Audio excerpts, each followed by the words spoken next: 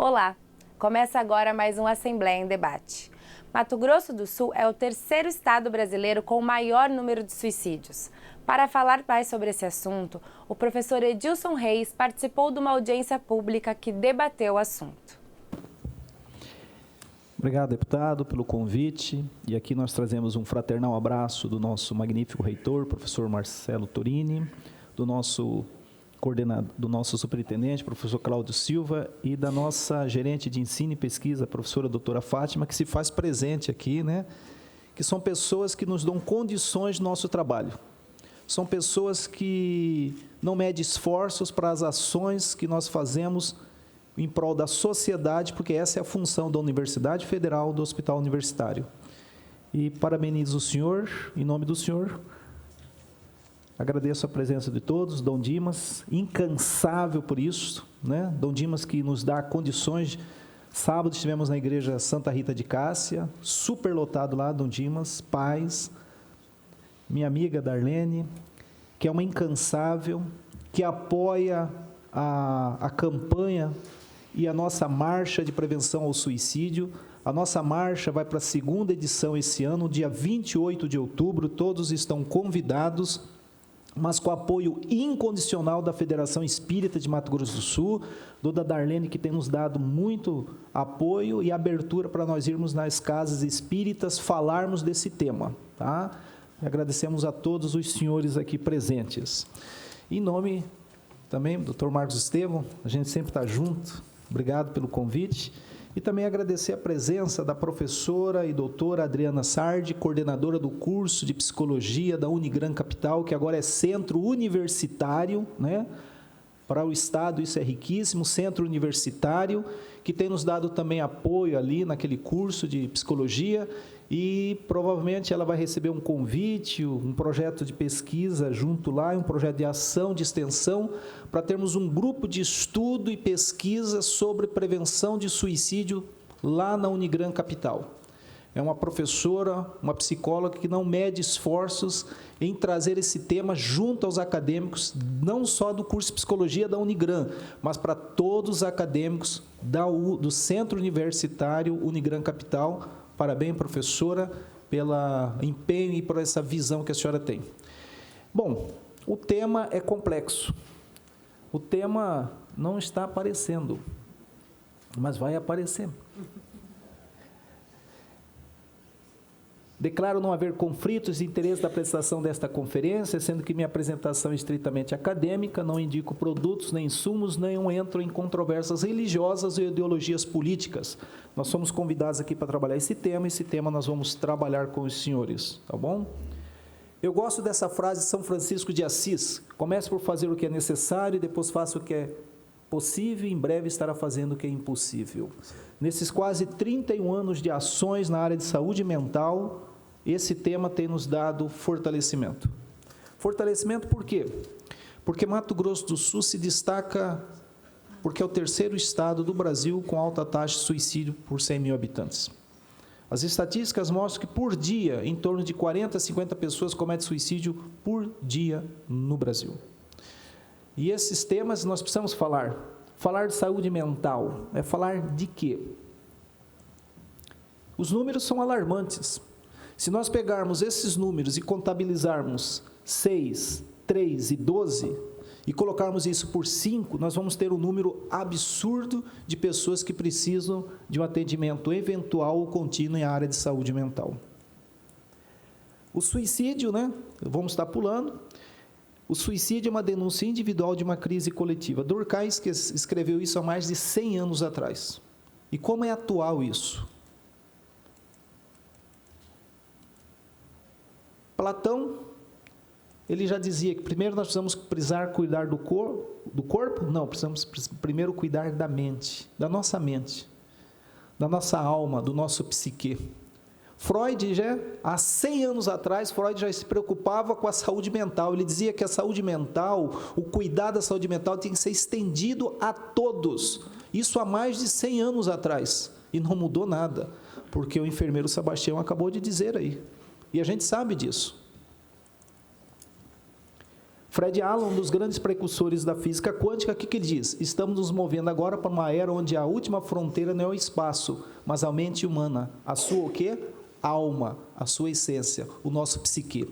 Não adianta nós sabermos, mandarmos homens para a Lua, se não sabemos o que está acima dos nossos olhos, que é a nossa mente. O Brasil, em 2006, instituiu uma diretriz de prevenção ao suicídio, e nessa diretriz várias ações, e nessas ações, uma delas é a prevenção ao suicídio, e lá nós criamos um curso na Universidade Federal, que vergonhosamente é o único do Brasil, é o único curso de prevenção de suicídio do Brasil, é o que nós temos aqui na Faculdade de Medicina, na Universidade Federal. É um curso em que a universidade nos dá condições técnicas, nos dá amplo amparo técnico, científico, de extensão, para que nós possamos executar esses trabalhos. Mas é o único do Brasil. Precisamos fazer de outros. Existe outro, algumas iniciativas, EAD, mas é muito curto, não abrange a coisa real, porque nós precisamos ouvir as pessoas. Nós precisamos ouvir as pessoas. Sanciona a lei que obriga escolas e hospitais a notificar casos de automutilação e tentativa de suicídio no Brasil. Os números são alarmantes. A cada 40 segundos, uma pessoa comete suicídio no mundo. Quarta maior causa de morte entre pessoas de 15 a 29 anos de idade.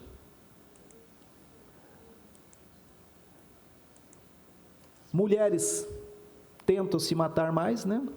Por envenenamento e intoxicação. Isso é interessante quando a gente fala isso, envenenamento e intoxicação. Mas por quê?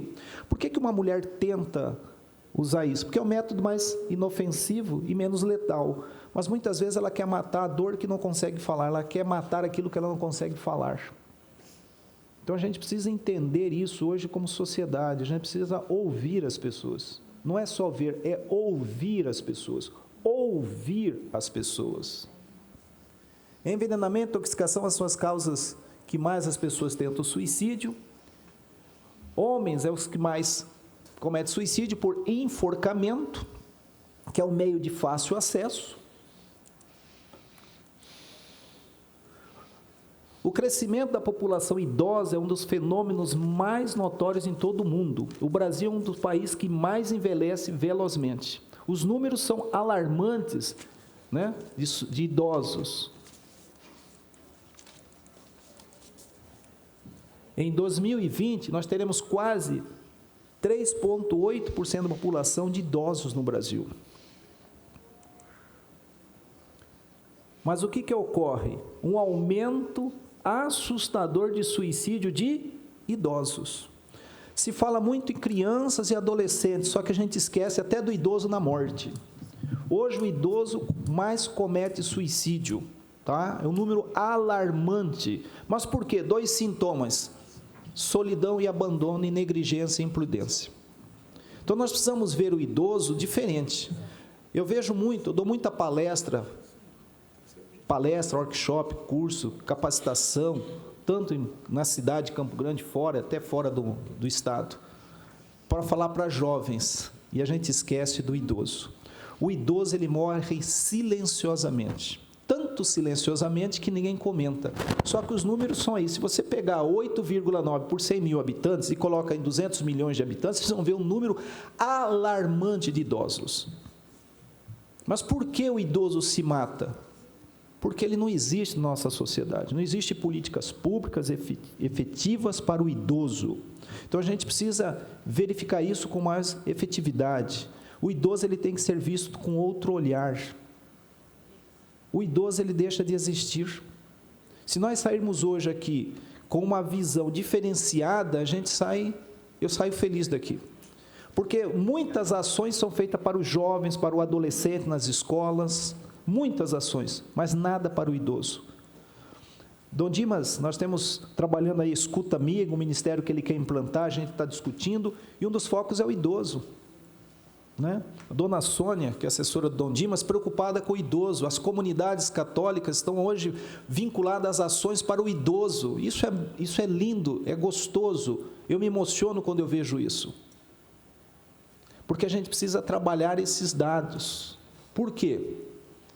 O impacto do suicídio nas pessoas idosas em suas famílias, é muito grande. O suicídio tem consequências nos impactos nos grupos sociais mais próximos das pessoas que se matam. E se a gente trazer não só para o idoso, mas para todo mundo, porque nós não temos uma gestão da pós-venção do acolhimento. Quando uma criança ou um adolescente comete suicídio em colégios, a gente é chamado, a gente faz o que nós chamamos de pós-venção, o acolhimento. Isso tem que ser imediatamente. Só que para isso a gente precisa capacitar pessoas, porque nem todo mundo sabe o que é pós-venção e nem todo mundo sabe o que fazer. E diante disso, nós temos que entender que isso tem que ser de imediato. Por quê? Porque nós podemos ter o que nós chamamos de efeito Vetter. O suicídio de um adolescente pode ocasionar uma série outras de suicídios que nós chamamos suicídios repetitivos, o chamado efeito Vetter. E a gente tem evitado várias ações, tanto dentro das escolas como nas universidades. A gente tem ido imediatamente realizar o chamado pós-venção e acolhimento. Por quê? Grupos que mais sofrem os efeitos de diversas naturezas, os quais se prolongam no curso médio a longo prazo.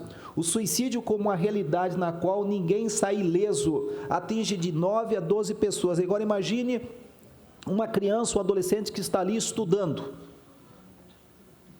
Ali no hospital universitário nós tivemos 2 casos repetidos de técnicos de enfermagem que cometeram suicídio. Rapidamente o acolhimento para aquele grupo que atuava, rapidamente o acolhimento. Na polícia militar, a mesma coisa, a gente tem atuado diretamente no acolhimento. Condutas e ações sustentadas em uma normativa estabelece que permanece a vida cotidiana dos membros de um longo prazo, ou seja, aquele grupo social fica abalado. Os núcleos de sentimentos de culpa pelo ato suicida do familiar do idoso, isolamento social e suas manifestações na saúde. E agora eu pergunto, aonde tratar as pessoas, os sobreviventes do suicídio? Aonde tratar? Não temos suficientemente esses locais de atendimento. E vou um pouco além.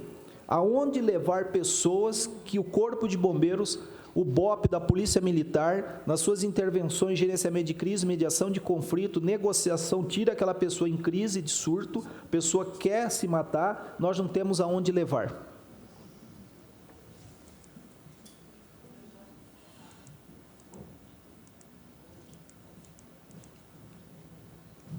Dados do Sistema de Informações de Mortalidade SI, mantido pelo Ministério da Saúde, mostram que o número de suicídio cresceu 19% na população de crianças e adolescentes com idade de 0 a 19 anos. Isso é assustador. Então, nós temos 2 pontas aí, o idoso que se mata e o número que vem crescendo de crianças e adolescentes. A hora que essas 2 pontas se encontrar, vai ser uma crise. Ou que já não estamos nessa crise. O Brasil hoje se destaca a nível mundial com alta taxa de depressão e ansiedade. Isso ocasiona o quê? Várias situações de desordem mental. Prevenção é possível? Primeiro passo, desconstrução de um tabu. Desconstrução da cultura de não poder falar de angústia, depressão, transtorno mental. E isso nós precisamos tirar. Infelizmente, as igrejas evangélicas aqui de Mato Grosso do Sul, elas não estão preparadas para isso. Ainda existe muito tabu sobre isso. As igrejas católicas estão abertas ao diálogo. As casas espíritas de Campo Grande abertas aos diálogos. As igrejas evangélicas, algumas se fecham ainda. As universidades abertas para o diálogo. As escolas abertas para o diálogo. Então, nós precisamos trabalhar muito mais. Olha lá. A desconstrução do estigma. O estigma isola o indivíduo com suas dores e sofrimento, marginalizando o suicídio. Prevenção ao suicídio é possível? Existe um antídoto que neutraliza o suicídio? O suicídio. De onde nós tiramos o veneno da picada da cobra? Do próprio veneno da cobra. Então, o suicídio, nós precisamos falar disso. E aqui, Dr. Marcos Estevam, eu tenho que agradecer e invocar a Deus a proteção aos nossos jornalistas de Mato Grosso do Sul e principalmente de Campo Grande, que dão total apoio às campanhas e iniciativas de prevenção do suicídio, que mostram o que é ética, o que pode e o que não pode. Se nós percebermos, a imprensa de Mato Grosso do Sul é uma das poucas do Brasil que faz trabalho, não só no mês de setembro, mas trabalho contínuo, diário, na questão da prevenção, trazendo especialistas para debater o tema e conversar sobre o assunto. Teve alguns suicídios aí que ocorrem em Campo Grande, Mato Grosso do Sul, a imprensa liga, eu explico o que é, eles não divulgam porque não há interesse de divulgar a forma, o método do que acontece, mas esclarecer aonde buscar ajuda. Antídoto ao suicídio, criar espaço de circulação da palavra, espaço para a escuta da palavra. Nós precisamos criar esse ambiente na sociedade. E vou dizer como: uma dor não compartilhada dói mais. A dor é que mata, do sofrimento, da angústia, da negligência, imprudência, violência doméstica, o abuso sexual, alcoolismo, drogas na sociedade, na família. Tem adolescentes que têm vergonha do pai, decorrente o pai é alcoólatra, a mãe bebe mais que o pai. Isso desencadeia toda uma desestrutura e a criança que não tem um suporte emocional, ela age pelo impulso.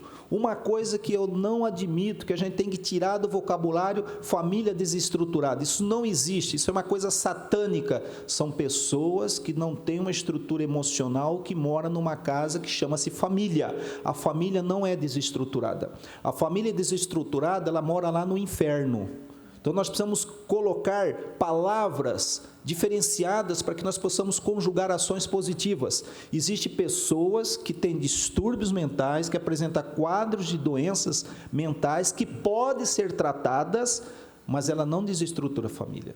Família não é desestruturada. Família é o apoio único que esse indivíduo às vezes tem e não percebe que tem. Então, nós precisamos entender aqui, a melhor forma de entender o sofrimento e a ideação suicida não é estudando o cérebro, e sim as emoções. A pergunta a fazer são: aonde dói, como eu posso te ajudar? E aqui eu vou tomar uma fala de Lacan, quando ele diz: a palavra é a morte da coisa. Que coisa? A coisa que me mata, que eu não consigo falar. Quando eu falo, eu consigo, primeiramente, externar aquilo que me mata, meu sofrimento, vergonha, medo, angústia. Hoje nós vivemos numa sociedade da aparência, uma sociedade da aparência. Se o sujeito é ouvido, ele irá desejar ser o quê? Ouvido. De que forma? Acolhedora. A palavra é a morte da coisa. Que coisa? O sintoma é que o indivíduo tem de mais real, o seu nome. Nós precisamos dar nome a esse sofrimento. Nós precisamos falar para as pessoas. Nós precisamos falar para o pai, para a mãe, para o professor, para o padre, para o pastor, para o líder espírita, o que está acontecendo comigo. Só que estamos preparados para ouvir a dor do outro? Nós precisamos entender se esse sofrimento ele é simbólico, real, imaginário, mas só isso é necessário? Não. O encaminhamento e o tratamento. De 10 pessoas que cometem suicídio, 7 interrompem o tratamento com psiquiatra e psicólogo. Mas por quê? Porque não tem apoio da casa, da família, de pessoas. Ainda existe na sociedade de que quem toma um medicamento por um psiquiatra é louco, vai ficar viciado. Isso é um mito que tem que ser tirado. Isso é um tabu que nós precisamos desconstruir. Outra coisa, nominar, dar nome aos fatos que me ocorrem no meu sofrimento, dar forma a este fato, mas para isso uma intervenção de quem? De um profissional da saúde. Eu sempre digo, padre, pastor, líder espírita não é psicólogo, nem psiquiatra, nem psicanalista. Profissional da saúde é aquele que vai fazer uma intervenção e indicar o melhor tratamento adequado, porque a dor é individual, é subjetiva. O padre, o pastor, o líder espírita, o professor, é aquele que vai ouvir, que nós chamamos de primeiro interventor e faz os devidos encaminhamentos para o profissional de saúde. Agora eu pergunto para o senhor deputado, aonde vai encontrar esse atendimento? Aonde eu vou encontrar esse tratamento? Então nós precisamos buscar ações de políticas que sejam efetivas, que não adianta discurso, que até o diabo discursa bonito, mais bonito que eu. Então nós precisamos ter ações em que esteja uma porta aberta. Eu gosto muito do GAV, Grupo Amor e Vida. Ali a gente liga e é ouvido. Então, nós precisamos ter políticas públicas de enfrentamento real ao suicídio, porque as pessoas dão indícios de que estão com dor, sofrimento e angústia. Eu acho que a menina falou que meu tempo esgotou. Mas o deputado falou que eu tenho mais 1 minuto. Você é feliz? Bom, eu sei o quê? Sorrir. O que eu quero que, para nós encerrarmos, eu vou contar uma história para vocês, mas vocês vão ler essa história comigo. Eu recebo cartas. Vamos ler essa história todos juntos? Diz assim, sou muito... Parei, ai Jesus. Sou muito... Todos juntos. Sou muito...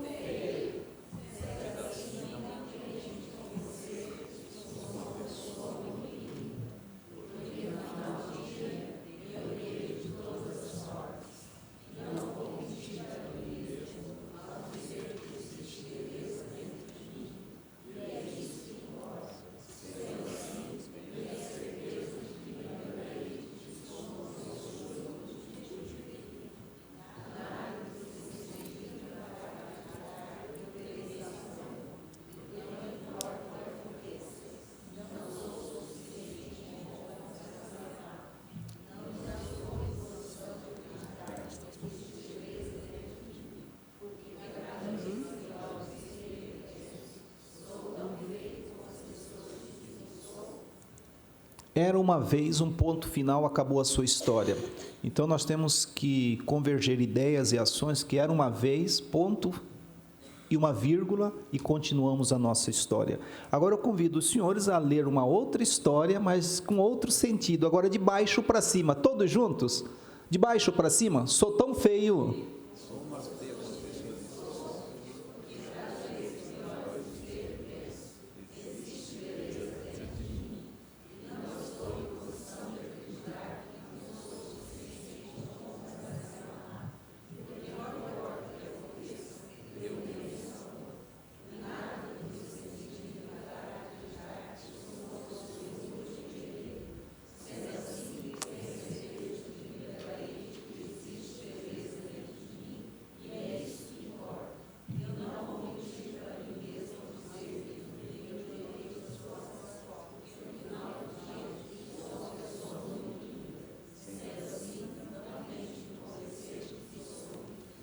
Vocês viram?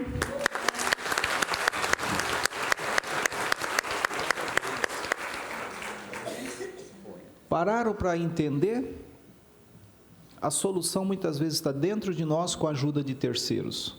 E por isso que nós, ali na Universidade Federal, nós vamos realizar pesquisas, porque se nós não tivermos pesquisa, deputado, a gente fica só na subjetividade dos pensamentos sem ações concretas, sem uma relevância de fato, sem uma coerência e principalmente sem evidências científicas. Tenho conversado com a professora Fátima, que é a gerência de ensino e pesquisa lá do Hospital Universitário, a gente está pensando, vou apresentar os projetos, para que a gente possa vincular ações de pesquisa, porque sem pesquisa não se tem resultados concretos. Pesquisas com várias situações, uma delas que nós vamos começar é uma pesquisa retrospectiva do que aconteceu no município de Paranaíba. Aqui na Paranaíba nós tivemos uma onda de suicídios há uns 20 anos atrás e ninguém fala isso. De lá para cá desencadeou esse número absurdo de suicídio em Mato Grosso do Sul. Então a gente precisa entender isso aí. Já estamos conversando com o professor Gilberti Antônio de Souza, nós já estamos trabalhando isso aí e vamos elaborar o projeto para que a gente possa executar isso, uma pesquisa retrospectiva para que nós possamos entender. Pedro Gomes, esse ano já teve 8 suicídios. Pedro Gomes tem 9.000 habitantes, gente. O que está acontecendo ali? Só esse ano. Então, a gente precisa trabalhar as pesquisas. Se nós formos enumerar os municípios, as ações, os números são assustadores. E, principalmente, as pesquisas, e agradecer também ao professor Domício Júnior, gostaria que o senhor ficasse em pé, professor, pelo apoio dado ao nosso trabalho, por incentivo aí, obrigado pelo apoio, tá bom? E, principalmente, a nossa marcha, dia 28 de julho, Dia 28 de setembro, marque na sua agenda, segunda marcha de prevenção ao suicídio de Campo Grande. Gostaria de ver os senhores lá e divulguem, porque só assim a gente pode conscientizar as pessoas que o suicídio pode ser evitado quando a gente compartilha a nossa dor, quando a gente fala. Por quê? Porque em negociação com vítimas, nesses quase 31 anos de ações, a gente pode perceber que o suicídio pode ser evitado quando a gente, rapidamente, o tempo é curto, mas quando a gente adere a isso aqui, ó. Busque ajuda, adere ao tratamento e ter consciência que uma dor não compartilhada dói mais. Porque nesses quase 31 anos de ação que eu fiquei no Corpo de Bombeiros em negociação, nós nunca perdemos uma vítima. Por quê? Porque a pessoa não quer morrer. As pessoas não querem morrer. E a efetividade de ação de gerenciamento de crise, mediação de conflito e negociação com vítima chega a casa de 99,9% de ação positiva e intervenção, porque a pessoa não quer morrer. Então, é isso que nós temos que entender. Nós precisamos criar uma rede de apoiadores, capacitar pessoas para que possam fazer intervenções rápidas, urgentes e levar para, às vezes, um internamento. Preste bem atenção, aqui eu estou falando de uma especialista que eu sou especialista pós-graduado em saúde mental, não sou leigo que está falando. Às vezes é necessário, deputado, por favor, que o indivíduo precisa ficar internado pelo menos 3 dias para sair do surto. Só para nós finalizarmos, Corpo de Bombeiros, BOP, levamos quase 3 horas para retirar uma vítima na Torre do Morenão. Tiramos a vítima, entregamos na unidade básica de saúde para o profissional de saúde. Ótimo. O que aconteceu com essa pessoa? Alguns dias depois, ela entrou no ônibus, entrou no hipermercado, saída para a Moreninha, subiu na torre de água e pulou. Ela tinha que estar internada e não liberada em seguida. Eu vou dizer, ela tinha que estar o quê? Internada. Então, a gente precisa mudar protocolos, a gente precisa mudar ações. Por quê? Porque uma vida, não existe valor para uma vida. Às vezes o bombeiro, a polícia militar, eles levam horas para retirar uma vítima, uma pessoa que quer se matar. Todo o aparato técnico, científico, pessoas totalmente preparadas. Entrega para o profissional de saúde. Esse profissional de saúde não tem onde internar essa pessoa em Campo Grande. Por favor. Por quê? Porque eu levei quase 3 horas para tirar uma jovem, uma acadêmica de medicina, de uma torre, de uma sacada. Entreguei ela, eu entreguei a moça para o profissional médico. Antes de chegar em casa, a família já ligou que ela já estava na casa, porque não tinha, o médico liberou porque não tinha onde colocar ela, ela estava bem.